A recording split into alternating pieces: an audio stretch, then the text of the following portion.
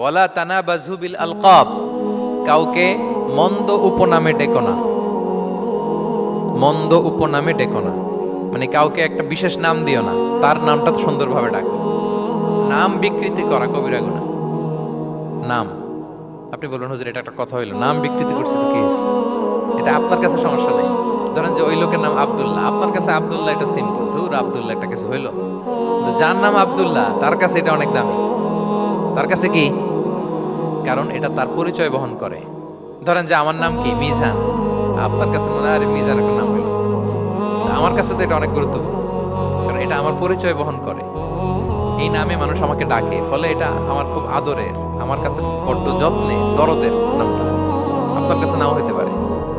মানুষ প্রত্যেকে তার নিজের নামকে খুব পছন্দ করে।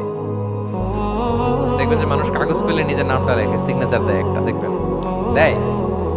এরপর দেখবেন যে সি বিচে ঘুরতে গেলে বালুর মধ্যে নিজের নামটা লিখে, দেখবেন লিখে। শুধু তাই না, লিখে আবার একটা লাভ আঁকে, লাভ চারদিকে আঁকে। কেন আঁকে? কারণ এই নামটা সে পছন্দ করে অনেক, এটা তার কাছে গুরুত্বপূর্ণ, আপনার কাছে নাও হতে পারে। এজন্য প্রত্যেকের নামটা তার কাছে খুব আদরের যত্নের। তার নামটা আপনি সুন্দরভাবে বলবেন। নাম আপনি বিকৃত করতে পারবেন না। এটা কি গুনাহ? সগীরা কবিরা গুনাহ। এটা আমরা সমাজে করি, নাম বিকৃত করি না। নাম বিকৃত করা যাবে না। ওয়ালা তানাবাযু বিল আলকাব, মন্দ নামে ডেকো না। আমাদের সমাজে এটা আছে। দেখবেন যে বাবা মা সুন্দর নাম রেখেছে আবু বকর, ওকে ডাকে বকইরা, আছে না এরকম? তারপর নাম রেখেছে ধরেন আব্দুল কুদ্দুস, ওকে ডাকে। নাম রেখেছে আব্দুল ওয়াক্কাস, ওকে ডাকে। এই বিকৃতি আপনি করতে পারবেন?